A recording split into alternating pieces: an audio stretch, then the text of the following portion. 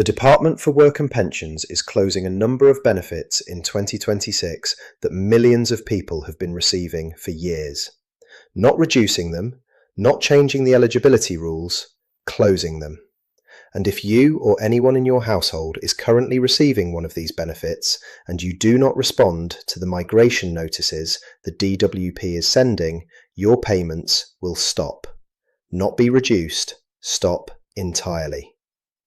I also want to tell you about a separate rule that has been in place for years but that very few people know about, that can cause your state pension, your pension credit, your attendance allowance and other DWP benefits to be reduced or suspended if a change in your circumstances is not reported within 28 days. A rule that is catching pensioners who do nothing wrong, who simply did not know the reporting requirement existed. These are two separate issues and both of them matter. Let me take you through each one clearly. My name is James Whitfield.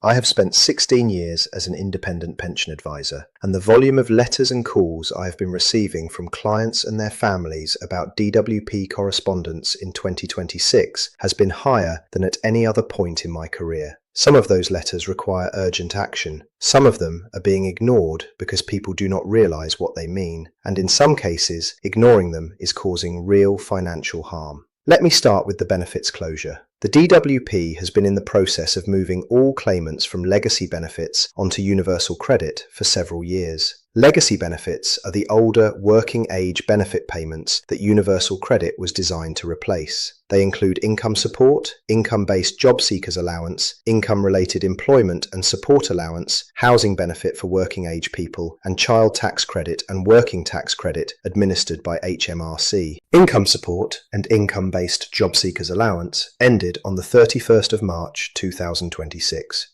They are gone. If you were receiving either of those benefits and have not yet moved to universal credit, your payments have already stopped. Income-related employment and support allowance is currently being closed and migrated. The DWP has been sending migration notices to ESA claimants throughout 2025 and into 2026. When you receive a migration notice, you have 3 months to apply for universal credit. If you apply within that window and you meet the eligibility criteria, you will receive transitional protection, meaning your universal credit payment will be topped up to ensure you receive at least as much as you were receiving in legacy benefits at the time of the migration. If you do not apply within 3 months of receiving the migration notice, your ESA payments stop. You do not receive transitional protection. You must apply for universal credit from scratch, and your payments will be calculated entirely on your current circumstances without the top-up. Housing benefit for working age people is also being migrated to universal credit. The process is ongoing, and the deadline for most affected claimants is expected to be completed by the end of 2026. Now here is the part that is specifically relevant to pensioners watching this. Most pensioners are not affected by the legacy benefit migration. The benefits being migrated are working age benefits. If you are over state pension age, and your income support comes from your state pension, pension credit, or other pensioner benefits, those are not being migrated and are not being closed. However, there are 2 groups of pensioners who may be affected. The first is younger pensioners who were receiving legacy benefits before reaching state pension age. If you recently reached state pension age and you were claiming employment and support allowance or housing benefit as a working age claimant, your migration situation may be in a transitional state. Some people in this position have received migration notices that are confusing because they reached state pension age during the migration window. If you have received a migration notice from the DWP and you are also at or near state pension age, contact the DWP directly on 0800 3285 644 to clarify your specific situation before taking any action or ignoring the notice. The second group is people who have a partner or family member in the household who is below state pension age. Mixed age couples, where one partner is over state pension age and the other is not, have complex benefit situations that can be affected by the migration. If your household includes someone below state pension age who is receiving or who should be receiving working age benefits, and you have received a DWP migration notice, Seek advice from Citizens Advice or Age UK before responding to confirm the right course of action for your household. For everyone else, the key message is this. If you receive a letter from the DWP about your benefits, read it carefully. Do not set it aside to deal with later. If the letter contains a deadline, note that deadline and act before it passes. If you are unsure what the letter means or what action is required, call the DWP on the number provided in the letter or call Citizens Advice on 0800 144 8848 for free, impartial guidance. Now let me explain the 28-day reporting rule, because this is the issue that is catching pensioners who are doing everything right but who do not know the rule exists. Under the rules governing most DWP benefits, including the state pension, pension credit, attendance allowance, disability living allowance, and personal independence payments, you are required to notify the DWP within 28 days if there is a change in your circumstances that might affect your entitlement to a benefit or the amount you receive. The consequences of not reporting a change within 28 days can be significant. If you receive more money than you are entitled to because of an unreported change, the DWP can recover the overpayment. In some cases, depending on whether the DWP determines the failure to report was negligent or fraudulent, penalties can be added on top of the overpayment recovery. And in some situations, benefits can be suspended pending investigation until the circumstances are clarified. The changes that are most commonly reported late or not at all by pensioners include the following: a change in your savings or capital. If you receive pension credit and your savings rise above £10,000, the excess savings create additional notional income in the pension credit calculation, and your payment may need to be adjusted. If your savings rise significantly, it may affect your eligibility entirely. You must report this to the pension service. A change in your income. If you start receiving a new pension, if your existing pension increases by more than a cost of living adjustment, if you start receiving rental income, or if you receive a one-time payment such as an inheritance, you must report the change. Income changes affect the amount of pension credit you are entitled to receive. A change in your living arrangements. If someone moves into your home, if you move in with someone else, if you start or end a relationship with a partner, if a partner dies, or if you move to a care home, all of these changes must be reported. Each can affect the household composition for benefit purposes and therefore the amount you are entitled to receive. A change in your health or care needs. For attendance allowance, PIP, and DLA recipients, if your health condition changes significantly, either improving or deteriorating, that change may affect your benefit rate. A significant improvement that means you no longer need the level of care the benefit was awarded for must be reported. Going abroad for more than 4 weeks. Most DWP benefits can only be paid to people who are habitually resident in the United Kingdom. If you leave the UK for more than 4 weeks, you must notify the DWP. Depending on the benefit and the country you are visiting, this may trigger a suspension or adjustment. Going abroad for a short holiday is generally fine, but extended stays must be reported. The 28-day window starts from the day the change in your circumstances occurs, not from the day you become aware of a potential impact on your benefit.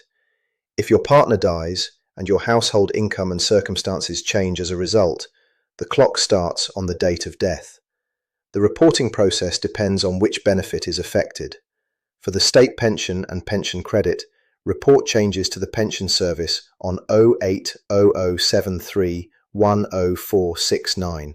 For attendance allowance, report to the attendance allowance helpline on 080073100122. For PIP, report to the PIP inquiry line on 0800 121 4433. For housing benefit, report to your local council. For most other DWP benefits, report to the DWP General Inquiries line on 0800 169 0190. When you report a change, note the date of your call, the name of the person you spoke with if they provide it, and any reference number given. Keep a note of this information in a safe place. Now let me address the situation that causes the most distress, which is when a pensioner receives a letter from the DWP saying they have been overpaid and are required to repay a sum of money. Overpayment letters are alarming, particularly if the amount is significant, but receiving one does not automatically mean you have done something wrong. Overpayments can occur because of administrative errors by the DWP itself, because of timing differences in when changes are reported and when they are actioned by the DWP, or because of a change in circumstances that was reported but processed late on the DWP's side. If you receive an overpayment letter, do not ignore it. Read it carefully and note the following information: the benefit it relates to, the time period covered by the overpayment, the amount claimed, the reason given for the overpayment, and the deadline for responding or appealing. If you believe the overpayment is the result of a DWP error rather than a failure on your part to report a change, you have the right to challenge it. The letter will include information about how to dispute the overpayment. You can also contact Citizens Advice for free support in understanding your options and preparing a response. If you accept that an overpayment occurred because of a change you did not report in time, you can discuss repayment arrangements with the DWP. Repayments are typically made through deductions from ongoing benefit payments, and the DWP will usually agree to a repayment rate that does not create financial hardship. The full overpayment amount does not need to be repaid in a single lump sum. Let me also address something that affects a smaller but significant number of pensioners. The situation of receiving a DWP letter about a benefit you did not know you were receiving. This sounds unlikely, but it happens. In some cases, benefits are awarded automatically based on eligibility criteria without the claimant having actively applied. Pension credit additions, cold weather payments, and some council tax reductions can be applied to an account without a specific application. If the circumstances that triggered the automatic award later change, the DWP may determine that payments should not have continued and issue a recovery notice. If you receive a DWP letter about a benefit or payment you do not recognize or did not apply for, contact the DWP to clarify before taking any action. Do not assume the letter is a scam, but also do not make any payment in response to a letter without confirming its authenticity through the official DWP number. The genuine DWP number for state pension and pension credit is 080 073 104 69. The general DWP inquiries number is 0800 169 0190. If you receive a letter claiming to be from the DWP and asking for payment or for you to click a link or call a different number, verify through these official numbers before responding. Let me close with the 5 actions that matter most for pensioners right now. First, if you have received any letter from the DWP in the past 3 months that you have not yet responded to, find it and read it today. Note any deadline. If action is required before a deadline and the deadline has not yet passed, take that action or call Citizens Advice for guidance. Second, if you receive pension credit, review your circumstances against the reporting requirements I described. Have your savings changed? Has your income changed? Has your household composition changed? If any of those answers is yes, and you have not reported the change, report it to the Pension Service at 0800 731 0469 as soon as possible. Voluntary disclosure before the DWP identifies an issue is always treated more favourably than a late disclosure after they have raised it. Third, if you are below state pension age, or if someone in your household is below state pension age and you have been receiving or should be receiving working age benefits, confirm whether you have received a migration notice and what action is required. Fourth, if you have received an overpayment letter from the DWP and have not yet responded, contact Citizens Advice for free guidance on your options before the response deadline passes. Fifth, save the key DWP contact numbers. Pension Service 0800 731 0469. Attendance Allowance 0800 731 0122. DWP General Inquiries 0800 169 0190. Citizens Advice 0800 144 8848. Having these numbers accessible means you can act quickly when something arrives in the post. DWP correspondence is time sensitive. Most problems that start with a letter are resolvable if the letter is acted on promptly. Almost all of them become harder to resolve the longer they are left unaddressed. Send this video to one person in your life who is over 60 and who you know does not always open their post promptly. A letter sitting unopened in a pile may have a deadline that is approaching. That one conversation could prevent a significant problem. I will see you in the next one. Let me go deeper on several of the most important issues I described, because the practical details make the difference between resolving a problem quickly and allowing it to escalate. On the legacy benefits migration, I want to address specifically what happens if you missed the 3-month window after receiving a migration notice. If you received a migration notice and the 3-month deadline passed without you applying for universal credit, your legacy benefit payments will have stopped. This is not a permanent situation. You can still apply for universal credit, but you will not receive transitional protection because the window for that has passed. Your universal credit payment will be calculated based entirely on your current circumstances. This means that if your circumstances have changed since you were claiming the legacy benefit, your universal credit payment may be higher or lower than what you were receiving. If it is lower, the transitional protection you would have received by claiming within the window would have topped it up. Without that protection, you receive only what your current circumstances entitle you to. If you are in this situation, apply for universal credit at gov.uk as soon as possible. The sooner you apply, the sooner payments can begin. Payments are not backdated beyond the date of your application in most circumstances. If you missed the window because you did not understand the migration notice or were not aware of the deadline, contact Citizens Advice. They can advise whether there are any grounds for a complaint about the migration process that might result in some restoration of what you lost, and they can help you navigate the universal credit application. On the 28-day reporting rule, I want to address the specific situation that catches the most pensioners, which is the inheritance or one-time payment scenario. When a parent, sibling, or friend dies and leaves you money or property, the resulting change in your financial circumstances must be reported to the DWP within 28 days if you are receiving any means-tested benefit. This includes pension credit, housing benefit, and council tax reduction. For pension credit, savings above £10,000 create tariff income in the calculation. For every £500 of savings above £10,000, £1 per week is added to your assessed income. Savings above a higher threshold affect eligibility entirely. Many pensioners who receive an inheritance and do nothing because they feel the money belongs to them and they have done nothing wrong, find themselves with an overpayment problem months later when the DWP identifies the change through bank data sharing or other means. The correct approach is to contact the pension service on 080 073 104 69 and report the change as soon as the money arrives. The pension service will recalculate your entitlement based on the new savings level. Your pension credit may reduce or end, but reporting proactively means you avoid an overpayment and the complications that come with it. There is also a practical planning consideration.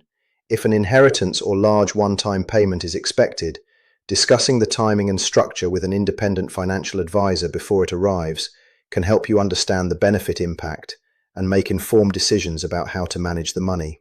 On overpayment letters, I want to address the right of appeal specifically, because many pensioners do not know they can challenge an overpayment determination and accept a recovery demand that may be incorrect or that reflects DWP error rather than their own failure. When you receive an overpayment letter, you have the right to request a mandatory reconsideration. This is the first step in the formal appeals process. A mandatory reconsideration asks the DWP to look again at the decision. You request it by writing to the address on the letter or calling the relevant DWP helpline and explaining why you believe the overpayment determination is incorrect. You have 1 month from the date of the decision letter to request a mandatory reconsideration, though this can be extended in certain circumstances. If the mandatory reconsideration upholds the original decision, you can then appeal to an independent tribunal. The grounds for challenging an overpayment typically include that the DWP's calculation is incorrect, that the change in circumstances was reported but not processed correctly by the DWP, that the DWP gave you incorrect advice that led to the overpayment, or that the overpayment resulted from an administrative error by the DWP rather than from anything you did or failed to do. Citizens Advice and Age UK can provide free support in preparing a mandatory reconsideration request. Many overpayment decisions are successfully challenged, particularly those resulting from DWP administrative errors. I also want to address the position of carers who receive carers allowance on behalf of a person receiving attendance allowance, or PIP. If the person you care for dies or moves permanently into a care home, your entitlement to carers allowance ends. This change must be reported to the DWP within 28 days. Carers allowance overpayments are one of the more common categories of overpayment recovery, precisely because the end of caring responsibilities often coincides with a period of significant personal and practical upheaval, when administrative notifications may be the last thing on anyone's mind. If you are a carer and the person you care for has died or moved into care, report the change to the Carers Allowance Unit on 0800 731 0297. If you were receiving carers allowance and you are now unsure about your entitlement going forward, the same number can advise you on your current position and whether any new claim or adjustment is appropriate. Finally, I want to address the general principle that runs through everything I have described today. The DWP system is built on the assumption that claimants will report changes in their circumstances promptly. The system is not designed to discover those changes and adjust payments automatically in real time, although the DWP's data sharing arrangements mean it has more visibility of financial changes than it did 5 years ago. The responsibility for reporting sits with the claimant. That responsibility is not onerous. It consists of knowing which changes matter, knowing who to call when they occur, and making the call within 28 days. The penalties for not meeting that responsibility can be significant. The process for meeting it is a single phone call. I will see you in the next one.